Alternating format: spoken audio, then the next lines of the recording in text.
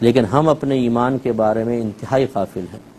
جو مجھے سن رہے ہیں بھائی بہن وہ ذرا غور کریں، اور میں بھی غور کرتا ہوں کہ کیا 24 گھنٹے میں ایک بار بھی کبھی یہ دل میں خیال آتا ہے یار ایمان ضائع نہ ہو جائے، شیطان ایمان ہی نہ چھین لے، ایسا نہ ہو اللہ نہ کرے کہ میدان محشر میں مجھے جا کے خدا نہ خواستہ مرنے کے بعد پتہ چلے کہ یار فلاں وقت میں تمہارا ایمان ہی سلب ہو گیا تھا۔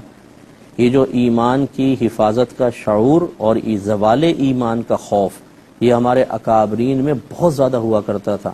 اسی لیے ہمارے اکابرین میں سے بعض نے لکھا ہے کتب میں کہ انسان کو چاہیے روزانہ رات کو سونے سے پہلے تجدید ایمان ضرور کرے، اور آپ بھی کیا کریں اور میرے لیے بھی دعا کریں۔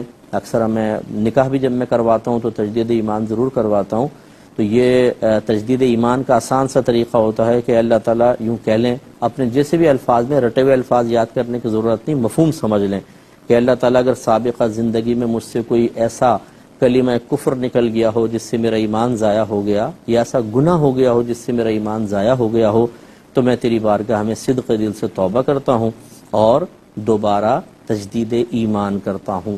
اور پھر آپ کلمہ پڑھ لیں، پہلا کلمہ یا دوسرا کلمہ، تو مسلمان ہوں گے۔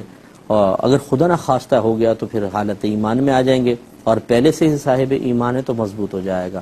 تو یاد رکھیں کہ جب دشمن کامل ہوتا ہے وہ اگر آپ کے ملک پہ حملہ کرتا ہے سب سے پہلے آپ کے ایئرپورٹ تباہ کرے گا، آپ کا اسلحہ ڈپو ختم کرے گا، یعنی فوجی اڈوں پہ حملہ کرے گا، کیونکہ وہیں سے رسد آتی ہے۔ وہ جب ختم ہو جائیں گے اس طرح پل توڑ دیتے ہیں تاکہ آمد و رفت ختم ہو جائے ایک ایریا سے دوسرے ایریا تک جانے کی، جب یہ ختم ہوتی ہے تو آسانی سے قابو پا لیتے ہیں۔ اس کا مطلب ہے کہ ماہر جنگ کرنے والے وہی ہوتے ہیں جو اس جگہ پہلے ٹارگٹ کرتے ہیں کہ جہاں سے انسان کی ریڑھ کی ہڈی توڑی جائے۔ اسی طریقے سے اب آپ شیطان کو دیکھ لیں، یہ پوشیدہ دشمن ہے، بڑے بڑے پڑھے لکھے لوگ جو صاحب علم ہیں ان کے پاس بھی آ کے اس نے بہکانے کی کوشش کی ہے، تو یہ کتنا خطرناک ہوگا۔ تو یقینی سی بات ہے یہ بھی اس چیز پہ حملہ کرے گا جو سب سے زیادہ امپورٹنٹ ہو اور جو بنیاد ہو، اور وہ ایمان ہے۔ تو اس لیے سب سے پہلے یہ ایمان پہ حملہ کرتا ہے۔ باقی نماز چھڑوا دینا، گالی زبان سے نکلوا دینا، نشے کا عادی بنوانا، کسی کا حق سلب کر لینا، یہ تو ضمنی چیزیں ہیں۔